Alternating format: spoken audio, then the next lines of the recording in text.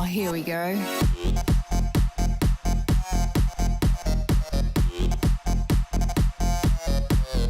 Tits. Hi everyone, welcome back to another SugarTits video. And today we look at Australian ex-pop star Holly Valance as she says, "Kiss, kiss my ass" to woke Australia and labels Greta Thunberg a demonic little gremlin.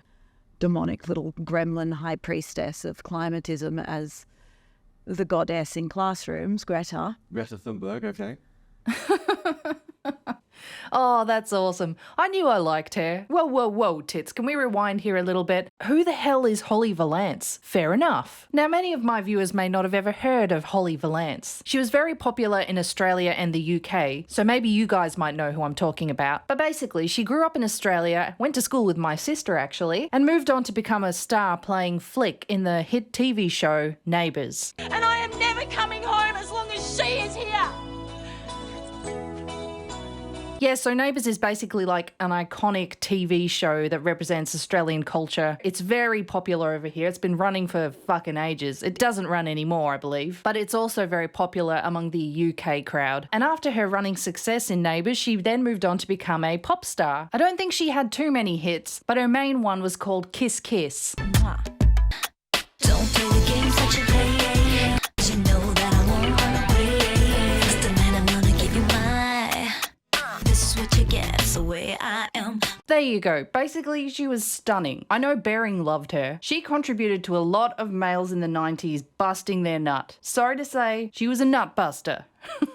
That's a compliment, Holly. It's a compliment. I mean, look at this video clip. She basically shat all over Britney Spears' attempt to get naked. You remember that video? I think it was Toxic, where Britney Spears was in that bodysuit. It was like a see-through stocking bodysuit and had little bits of glitter all over it. And everyone lost their shit like, oh my God, Britney's naked. She's going naked in the 90s. This is so crazy. We've never seen this before. Yeah, well, Holly did it one better. Obviously, you can see she's wearing undies here, a thong or panties. But the boobs are out. You can see the cleavage there. She's gone one better. She's gone one better than Britney could ever have done, okay? She got in the full nutty and it contributed to a lot of 90s Australian men splooging everywhere. Well done, Holly. Well done. And today, unlike Britney Spears, who seems to be in some crazy world where she stays at home and dances on TikTok and is trying to learn to become a teppanyaki chef, honing in on her retarded knife skills.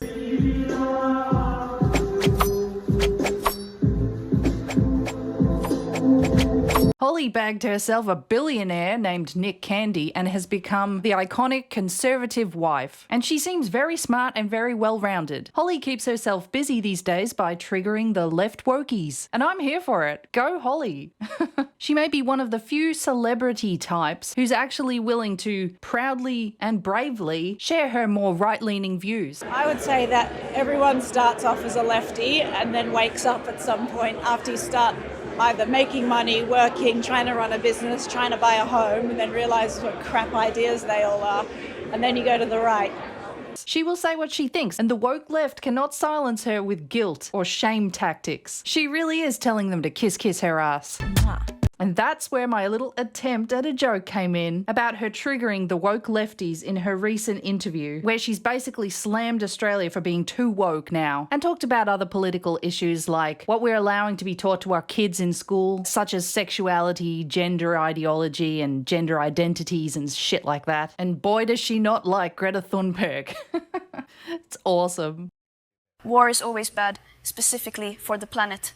If we want to continue fighting battles like environmentally conscious humans, we must make the change to sustainable tanks and weaponry, battery-powered fighter jets that can carry many more missiles, biodegradable missiles, of course. If you use hand grenades, please use vegan grenades. So we're going to take a little bit of a look at this interview. There are a few points that I found quite interesting, so let's go ahead and take a look. Start to spin. Let's begin. I support anybody that sort of sticks to what they believe in and isn't a turncoat, doesn't do a million flip-flops and U-turns. So I can have respect for that. Even for like nutters on the other side, if you stick to what you believe and you keep reiterating that over years and years, I can always respect that. I might not agree with you, but I get that more than the changing the minds and the flipping around and never having any conviction, not being like sort of staunchly for or against something.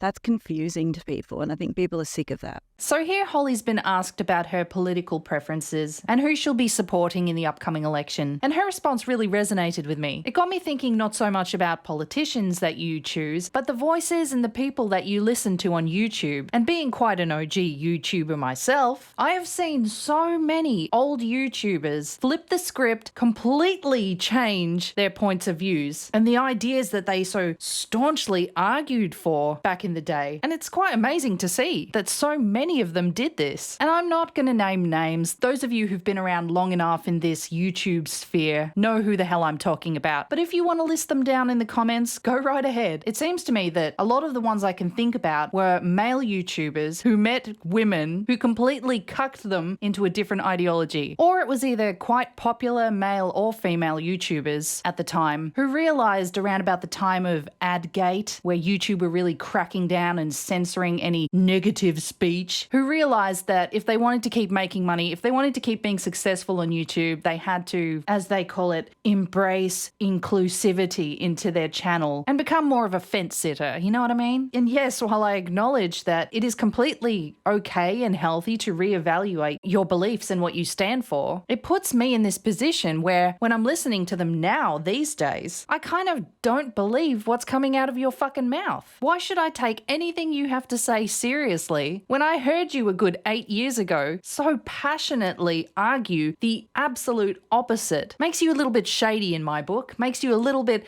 unbelievable. So she also mentions about how she was very much on the left when she was young, and over time, with age, she progressed to a more right-leaning point of view. She mentions how early in her career she moved to LA to try and kick off her career there, and very quickly realised that if she even wanted to get a job, she had to pack it in. You know, she had to be more left-leaning and be careful to not disclose any of her more right-leaning views. I was going to ask you about showbiz. Is it too woke? I mean, there are not many people like you who... I think everyone's terrified of losing their job. And so when I talk to my friends in LA and I'm like, why aren't you saying no to that? Why aren't you refusing that stupid request or what have you? They're like, Holly, you don't understand. You can't say anything. Everyone's on the same. What's an example of that request? Having to be jabbed 14,000 times to say a few words in front of a camera. Right. Why? Right. I don't know of a time before that we've been required to boost. But also political ideas, maybe? You're subscribing to the... I think they all expect you to be a Democrat, for sure. Yeah. You get kind of shunned, and you wouldn't be living in California, really, and being a vocal Republican and in show business. You're not ticking enough boxes. You'll move somewhere else. Unbelievable. Hollywood is like a fucking woke hive mind. We're just talking briefly about Australia. Your dual nationality, you don't go home much. What's your view of Australia now? Is it the safety's gone a bit crazy there? Yeah, the Australia I grew up in was unreal. It was so fun, and we didn't seem to have all these problems. There wasn't all this sort of like the woke stuff's really gone big in Australia. So here, Holly touches on how Australia has become way too woke, okay? It's bullshit these days. And when she was growing up, Australia was a very fun place to be in. And now it's become, especially in Victoria where she grew up, more of a nanny state country. This is one of the main reasons why I don't live in Victoria anymore. I moved. I got out of there. And thankfully, that was before the lockdown, where Melbourne became the most locked down city in the frickin' world. I mean, what kind of bullshit was that? Melbourne went bloody crazy with that shit. I mean, you remember they detained Novak Djokovic, the #1 tennis player in the world, who had already won like the past, 4 or 5 Australian Opens because he hadn't been jabbed. Melbourne just went off tap on that shit. They went fucking nuts. And it was embarrassing. Holly also talks about how she detests the kind of crap they're teaching our kids in schools these days, as in topics to do with sexuality and gender theory. What's an example of that? Stuff they're teaching children in school. Right. I don't think sexuality and children should be in the same sentence. And I don't think anyone's sexuality is anyone's business. You don't know about mine, I don't know about yours, why would we? But yeah, that stuff really icks me. And she's right. I mean, what place does that have in a school? There's a story that recently came up here in Australia where, and myself or Bering may just do a video about this, where a bunch of kids in school were ushered into another classroom where an LGBTQIA plus group came and spoke to them about sexuality, and they brought up bestiality and associated bestiality with the LGBTQIA++. I mean, in what world is that okay? I mean, what else are you associating with them? The pedos? I know there's a lot of friendly, supportive shit going on as well, and a lot of people in the LGBTQIA++ are completely disgusted that it's associated with them. And the worst part is that the parents had no fucking idea this was happening, and they didn't consent to it. There's some scary shit going on in the education system. There's some scary shit going on that parents don't know about, and it freaks me the fuck out. But the absolute best part of this interview has got to be where she calls Greta Thunberg a demonic gremlin high priestess. You know, like, I don't understand why you had this, like, demonic little gremlin high priestess of climatism as the goddess in classrooms, Greta. Greta Thunberg, okay. And she does. Oh my God. That is absolutely so true. Greta Thunberg looks like a little demonic gremlin. And she touches on how kids are all learning from this little demonic gremlin and coming home all doom and gloom with anxiety and depression about how the world's going to end because of the climate crisis. Yeah, Holly really doesn't like Greta Thunberg. And the kids are all coming home with depression and anxiety. Why would you go to your music lesson or bother doing your homework or get out of bed if you think we're all going to be dead in 5 years anyway? I mean, they told me in class. Greta told me. And then, in comparison to Greta Thunberg, who is praised for her views and pushed upon kids in the education system, she talks about the Tate brothers and how they have been labelled problematic, and they promote misogyny and are influencing young boys to become little misogynistic bastards who are deviants and sexual predators. And you've got people like the Tate brothers who get demonised in schools. Oddly, they're mentioned a lot, which I find really fascinating. UK, Australia, both. Everywhere.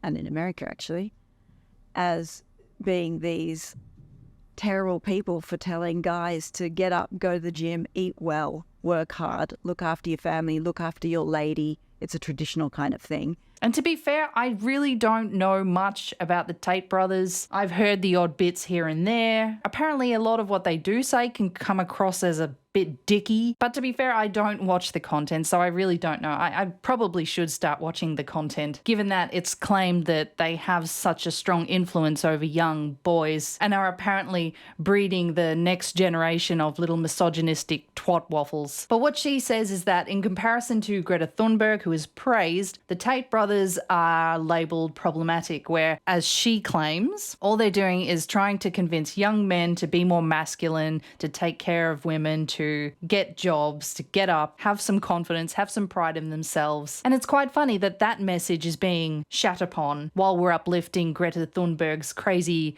climate change delirium. Those guys bad. They're literally stopping guys from topping themselves. I read all the comments. I mean, my last hours, this video literally stopped me from killing myself, and suicide being the #1 cause of death for So there's a crisis of adult masculinity. males under 50 in this country. That's a pretty big thing, don't you think? Yeah, it is. Why do we glorify a Greta who's, you know, odd